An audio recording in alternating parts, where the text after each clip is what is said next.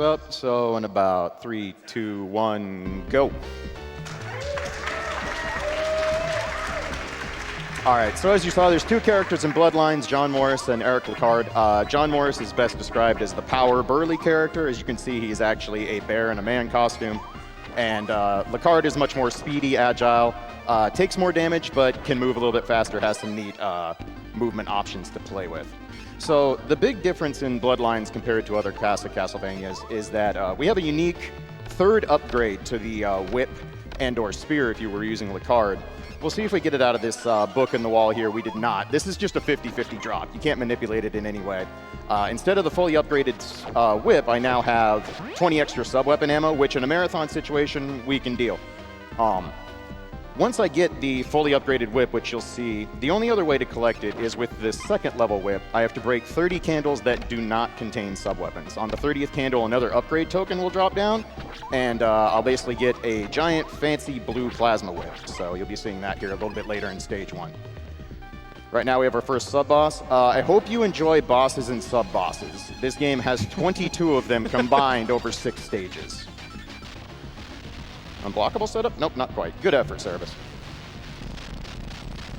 Yeah, some other differences you'll see if you're used to other Castlevanias, but not this one, is that you can actually jump up the stairs and also whip in 5 directions, which Correct. is very different than like the NES games you were just watching. Yep.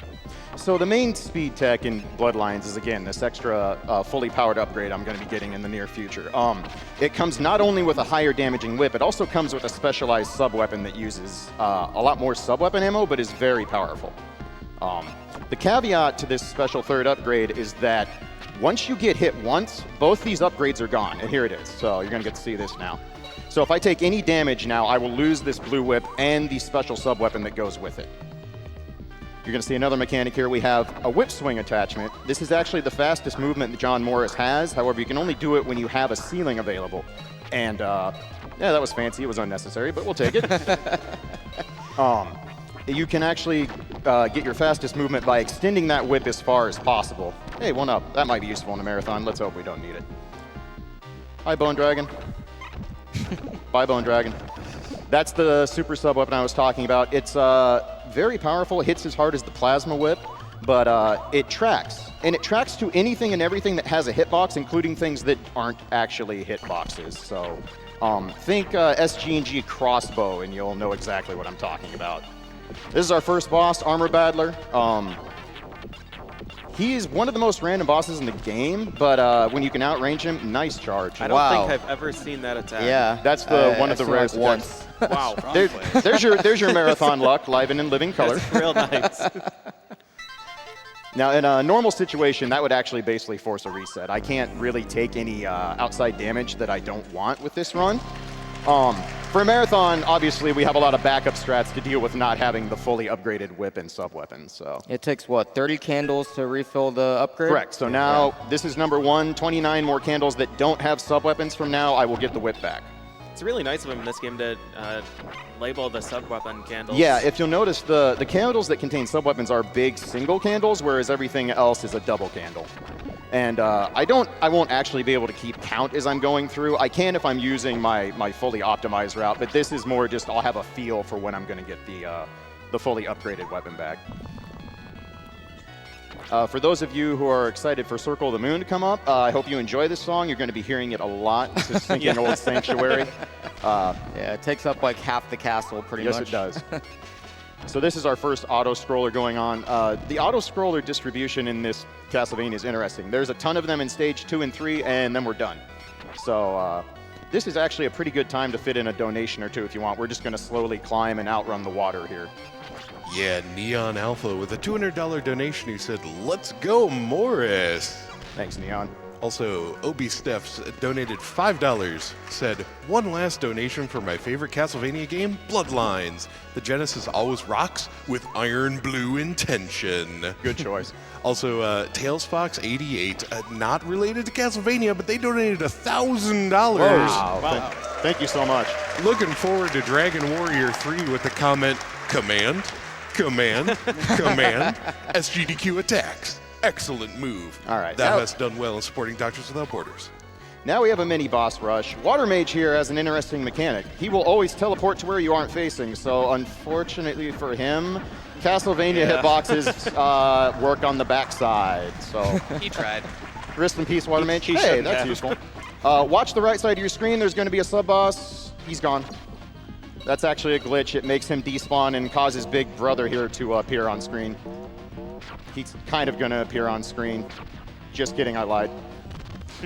His axe got in there. Yeah. Yeah. That counts. Three sub-bosses. They're dead. Sorry. I hope you didn't want to see anything Actually, we don't entertaining know out what there. happened to the other one. He went on vacation for He all left, we know. yeah. He's swimming. He's at the bottom of the water here. Everything's cool. They just went to live with a nice farm family. Right. So here we have Medusa heads, of course, Castlevania standard. Medusa heads in this are actually pretty tame. They're a lot slower than in other Castlevanias, and they never come in pairs at any time. So they have a fixed interval spawn, so they're actually really easy to deal with in this game. Yeah, until the crazy fireball shooting Medusas. Look, can you just not bring things up that make PJ Wrath happen just once? So we're gonna make our way down here. Basically, we killed Water Mage, and all his water has to go somewhere, so it's going to fall down here. If you've noticed, locales and Bloodlines are a little different. We're actually traveling across Europe during the World War I times, so you actually go to different parts of Europe for every stage instead of spending most of your time in the castle. This next section is probably one of the most difficult and technical for Morris, so we'll see how we go. These Mace guys have two different hitboxes, the helmet and then their body. If you hit the body, they die almost instantly. The helmet can take a beating, so like right there. So we're gonna get rid of this. Hopefully get rid of Bone Dragon without much effort. Thank you, Sub-Weapon, for Good actually doing Sub-Weapon. your Ooh, job. Jump Whip. Get rid of next Bone Pillar. Beautiful. Sub-Weapon is cooperating Yeah. for now. That will come back to bite me later when I really need it, but that's all right. All right, another one here. Beautiful. You'll notice I actually jump a lot with John Morris. He is very, very slightly faster jumping than he is walking. For about every 100 jumps moving forward as opposed to walking forward, you will gain roughly a second. Lacard is the opposite. He's actually faster walking than jumping. Up next, we have our second boss, the Stone Golem. We're going to utilize a little blast processing here and lag this game quite a bit. The Stone Golem is a huge gatekeeper for Morris in terms of the speed run. I'm going to do a slightly less optimal fight just to guarantee that we get things going here. I can actually kill him before he fully stands up and gets to walk forward, but it requires really, really ridiculous RNG and really, really just frame timing here to get every hit in. So this is kind of my older strat that's much more marathon friendly. But as you're seeing, the Plasma Whip, it does a lot of damage, so bosses kind of get eradicated. I mean, bosses go probably close to twice as fast as they do with Lacard. Yes, for Morris. easily. Morris is actually faster in terms of my times in this game and for the tool-assisted runs solely by the damage he does because there are so many bosses in this game. There's a lot of sections Lacard gets to skip that Morris doesn't get to. Hi, Harpies. These are the most random enemies in the game. They also have a super unique mechanic. We'll see if you get to catch it at some point during this stage. When Harpies take fatal damage, sometimes their heads pop off and they do this bleed animation that lags the game out like nothing I've ever seen. There's no rhyme or reason for it. It doesn't matter how much damage you do or what kind of damage you do. It's just a random thing. And once their head pops off, they are uncontrollable. They become very difficult to deal with. So going to pass through using hit stop there. Like a lot of Castlevania games, if an enemy is in hit stun, you can actually walk through their hitbox without being harmed. So, Mummy Room here, we're going to get some whip swinging on. You are fully invulnerable during the whip swing, which makes it incredibly good. It's also the most damaging attack in the game. Did I mention there's sub-bosses in this game? This is just a good old-fashioned Castlevania Bone Dragon. That is also a sub-boss. Where are you going? That was cute. Yeah, good play. I'm impressed. He tried. Got his words in. And if you haven't figured out where we are in Rome now, we are in the Leaning Tower of Pisa. And right now it is currently doing its best showing of mode 3.5, as I like to call it. So this is actually some really neat parallax-style scrolling the game does. The unfortunate part is that you'll notice how the platforms kind of wave and wobble back and forth with this. It's actually possible to catch the very edge of one of these platforms and be standing perfectly fine, and when the parallax goes back and forth, you can actually just fall off for no good reason. So I try to stay near the middle of all these platforms. It's pretty generous, but it's definitely one of those things I've had friends or watched people do blind runs of the game, and they'll be standing until they aren't, and they get very, very confused, rightfully so. So again, stage 3 is Harpies and auto-scrolling, which probably makes it my least favorite stage to speedrun, all in all. But this next room's a pretty fun room if we can hit everything right here. So more mummies. Gonna throw an item crash axe to get these out of the way. Try and swing up the stairs. Very nice. Gonna wait for that bandage. Kind of an inconvenient locale. I don't like that location. Okay, good. I like that you can just leave the whip out and it'll just continuously damage them. So it's a really important mechanic to learn is, especially for a lot of bosses in this game, you can actually attack faster than they can come out of hit stun. So learning to hold the whip like that a little bit longer actually helps your timing. And it also sets up a cancel window where you can press the button again and whip faster than you would normally just letting the entire animation play out. So we're gonna have some bone gargoyle friends who want to have a word with us as we continue to climb the Leaning Tower. Leaning Tower seems a lot taller than I remember, but what would I know? You've seen the photos with the floaty platforms outside the Leaning Tower. Oh yeah, Yeah. you know, standard issue. I think there's just a really bad earthquake and now apocalypse happening. Back to back. Right. So we're gonna go up one more auto-scrolling section here. A few more bone gargoyles are gonna pass. I'm gonna basically stay a little bit lower on these platforms because they spawn basically even with your height. That makes it a lot easier to do with this pattern. I missed one, but we'll let him get a little close, have some fun. You'll see when he actually managed to kill one on screen, it lagged the game a lot, so Yep. that's why he's trying to kill as many of these off screen as possible. Yep. It's a minor amount of lag, but it's an auto-scroller, so we save everything we can. That candle actually contains an axe. I want the axe for this fight. When you have the fully upgraded sub-weapon, if you pick up the same sub-weapon, fully upgraded whip, excuse me, if you pick up the same sub-weapon you're already carrying, you actually upgrade to the super sub-weapon again. So that's how the sub-weapon routing works in this game. Gargoyle Bat here is very noisy, but completely fixed patterns. If you break his cycles, you can't do any more damage than the cycle allows, so we have to take 3 cycles no matter what.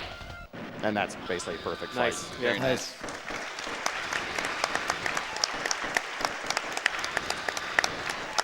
Now for the good song. Yeah. Yes, now it's time for Iron Doom Intention. Unfortunately, it also comes in by far the scariest and most dangerous stage in the game, but it's also the most fun and technical when things go right. So stage 4, when I originally started running this game, I referred to as the Widowmaker because it used to be by far my biggest gatekeeping point, and still can be. So, but this is a really fun stage when it gets to go right. This is going to be the I have no game sound suddenly. Same. Just missed. Thank you. There we go. All right, we're good.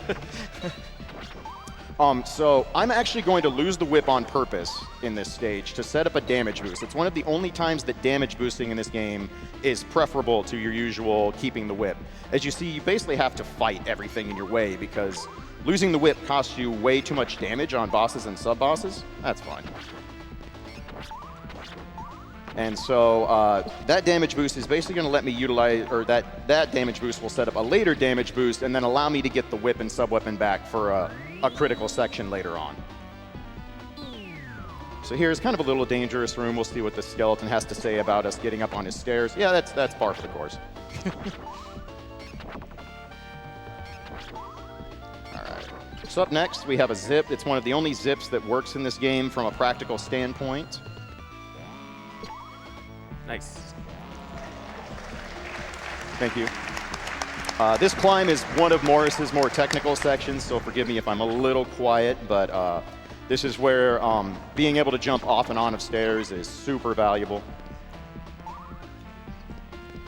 Lacard in this section is very boring. He has a super jump, so he just pole vaults through all of this. It's not nearly as entertaining, in my opinion. Well, the Medusa heads can still have a word with him. Oh, sometimes. they definitely can. They have lots of words to say. Yeah, none of them we can repeat on screen. All right. This next section, as Murph always liked to put it, terrifies him every time he sees it, even though it usually goes fine, but knock on wood. Yeah, none of these jumps seem like they should work. Yeah, they shouldn't, but they does. All right. More sub-bosses. Say hello to the creature. He also wants to be a Belmont/Morris, but he's not very good at it. All right, up next is the most technical trick in the game, so bear with me.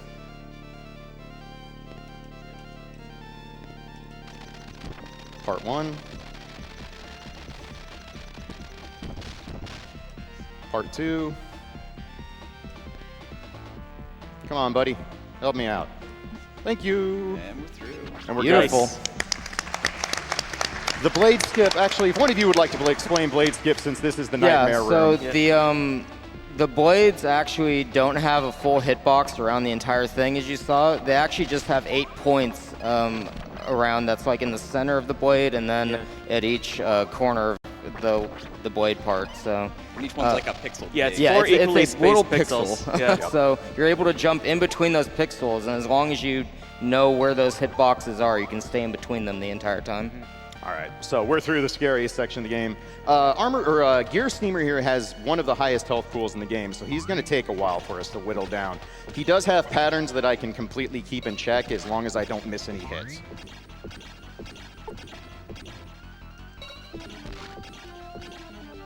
Looking good so far. He's going to come back down. Beautiful. Nice. Nicely done. Awesome. Stage 4 is utterly terrifying. You Yeah. saw I took a lot of damage, and that's very common in that stage. It's one of the stages I can actually take damage in due to setting up that damage boost by losing the whip.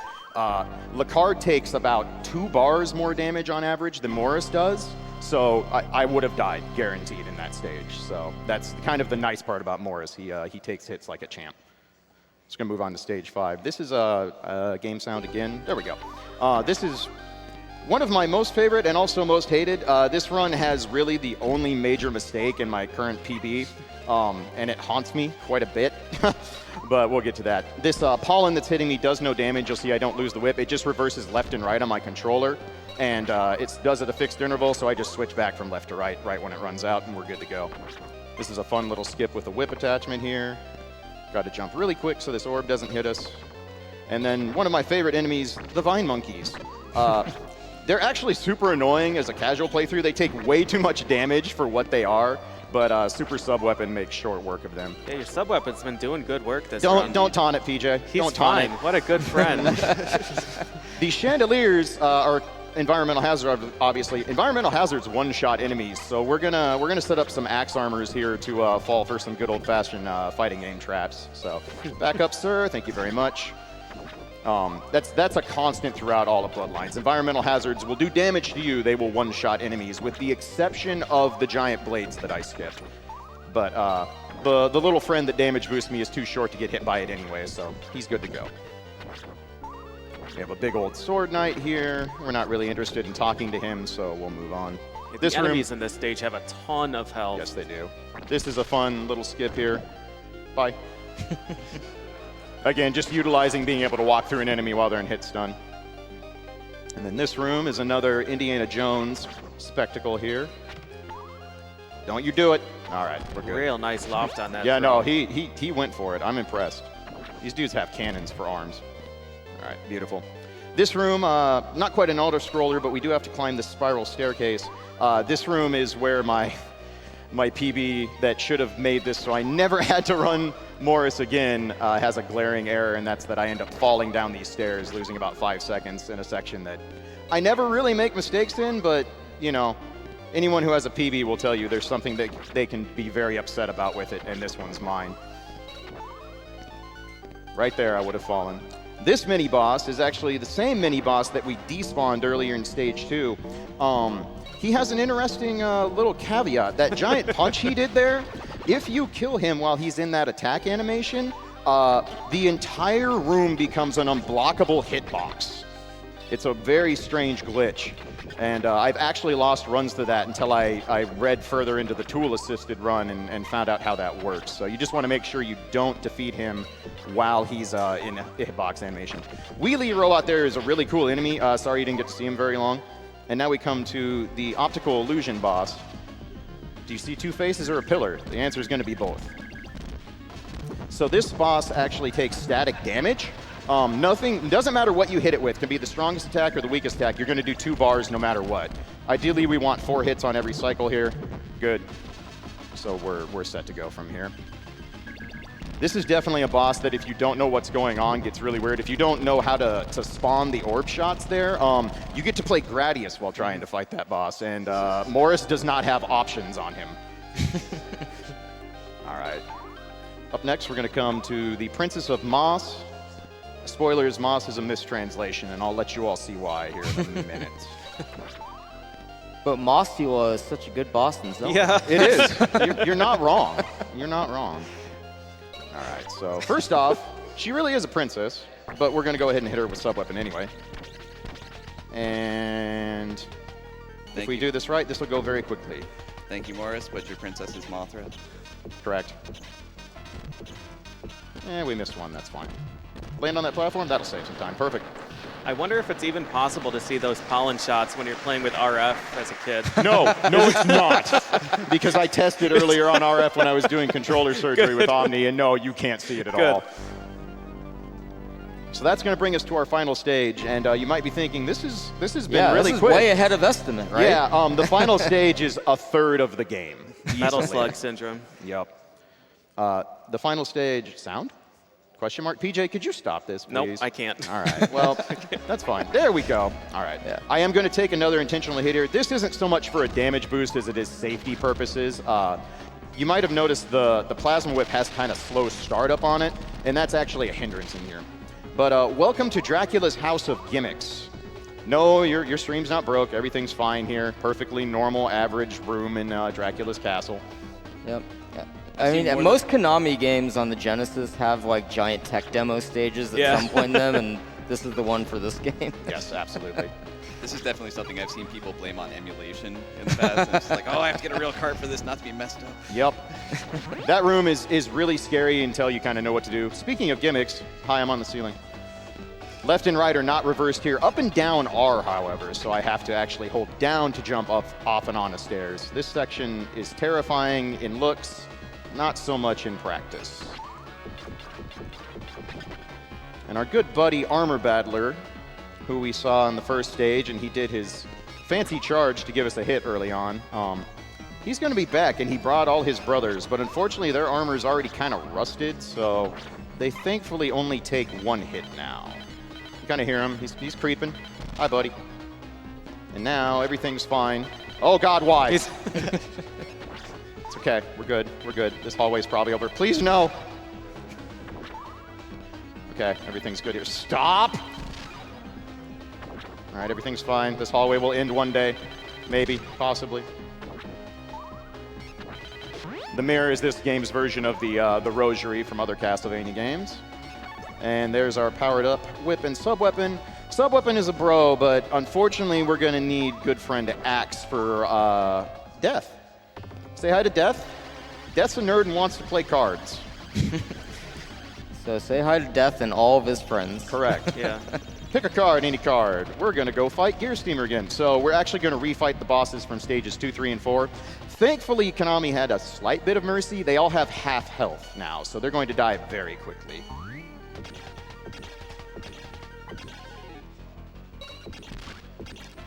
Part of me, whenever I'm watching a run of this game, always roots for this boss just a little bit because he has a really hilarious animation. He when does. die. If Gearboss kills you, he goes into this adorable dance where he spins around and flails his little gear arms, and I highly recommend looking it up. The victory it's dance quite is good. too good. It's quite too good. All right, now we'll go deal with Bat Gargoyle. Again, same thing. He has 3 cycles. You can't damage him more than the maximum amount allotted for each cycle, but now we just do things a little bit quicker. He's completely invulnerable while rising up like that until he goes from left to right. You can't actually hit him, which is why I just sit there. Yes, this stage is where Morris picks up all of the time. Correct. Card. If I think you were saying there was a comparison graph on the task. Yes, there is, and it's called How Far Ahead is Spear Guy, and it's literally like just destructively ahead until the last stage, and Morris is like, nee. All right, what do we got next? So Death shoots like a stormtrooper. Yeah, good effort. We applaud it. Yeah. In normal mode, those cards are actually heals. They Yes. give you like a bunch of meat. Yeah, but the meat buffet card is mighty, but Expert does not allow such things. Now we get to free fight Stone Golem, except now there's no water. We're starting on the floor, so this fight is actually really scary. So we have to whittle him down much more difficultly, and he has all his attacks available to him. He's not just going to sit there. Such as Ceiling Smash, which is the bane of my existence in this refight. All right. But as you can see, lots of damage. Hey, come back here. There we go. We'll take that. We'll take that every time. I love that first hit that just does 60% of his health. Yeah. This section right here, over here, is a complete safe spot. If I want to be extra safe, I can just kind of live over here. In a more PB attempt, if he's out here in no man's land, you just have to deal with it and hope you don't get put in an unblockable situation with Ceiling Smash. So Death's going to fire off one more shot at us. Fun fact about Death, he has the least health of any boss in the entire game. So count them, there's going to be 5 whole hits. 1, 2, 3, 4. Bye, Death. Beautiful. Nicely done. Maybe it wasn't Death. Maybe it was just an ordinary skeleton in a robe. Death's on holiday. Death is on vacation, and he got the intern to fill in. Track just goes to stage 1, hires one of the guys. Look, you're on, kid. But Suspended him by some cables from the ceiling. so this is Elizabeth Bathory, the Blood Countess. She is actually the main antagonist of this game. Just kidding, she's Medusa. Medusa has the most health in the game at 256, so... Yes, if you remember the other 2 Medusa fights from the previous 2 runs, this is the opposite. Medusa used Tail Whip. It wasn't very effective. Now she wants to do... Come on, reach for it. You gotta want it. You didn't want it bad enough. Good try. I remember when Tail Whip was a dangerous attack until you realized you could just take a few steps away. Yeah. Younger Clage was a routing idiot. So now Elizabeth is going to put us into what is a neat gimmick that goes on for far too many cycles. I'm sure you can all figure out how this works. The only thing that's going to damage her is this last hit that destroys the last orb of each cycle. So donations are prime right now. All right, you've probably heard of this man. $50 from Murphigator. Oh, Says, is that a freaking bear? They also received a $250 donation from Yomi. And they just said, Dear Clage, oink, love chat. Oink. The Kloss donated $10 and says, I'll do my best impression here. What is a Clage? A magnificent little pile of speedruns. But enough talk. Let's donate. Thank you very much. And Crafty Murloc with $5 said, Hey Clage, good luck on the run and have fun. Also, hi to all the Team PLC folks and friends at the event. Thank you very much. Devil REI donated $15 and said, donating for Team PLC and Best Castlevania, Bloodlines. Don't let PJ break anything, though that may be asking too much. As a quick shout out to Team PLC, I just want to give a lot of love to Mecha Richter. He can't actually be here this event. He's had quite a bit of family stuff going on, so please give him lots of love. All right. Elizabeth's gone. We are going to do the dance of exploding countesses. Good dance. Bye. All right. Now you get to hear a neat crossover. We're going to play Simon's theme, even though there are no Belmonts in this game, so enjoy the entire 13 seconds you're going to get to hear it. Bearmont. Bearmont, yes, correct. So we are actually on to our final fight here.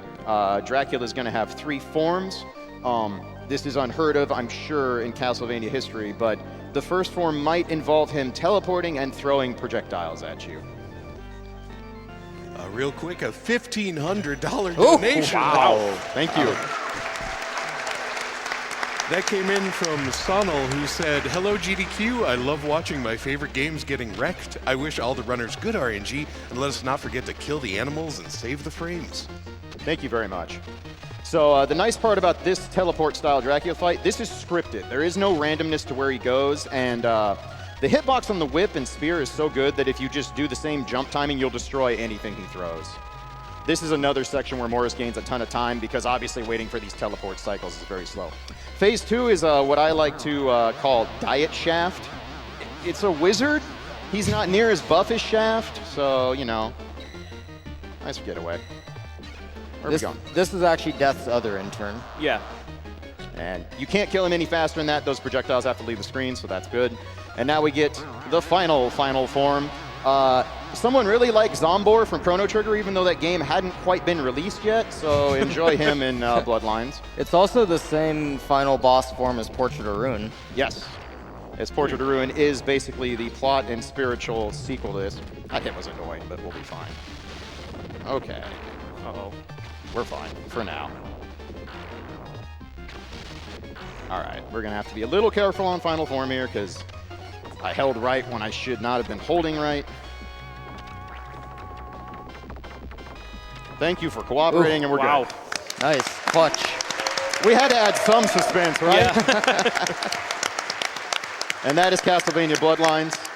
Time will be when the final orb spawns and we grab it. As a shout out to Stansky, I'm going to jump way too early and miss and make it fall on me instead. Big shout outs to Stansky. I would have never been able to route this game without his original work back on Lacard way back in the day. So, fine.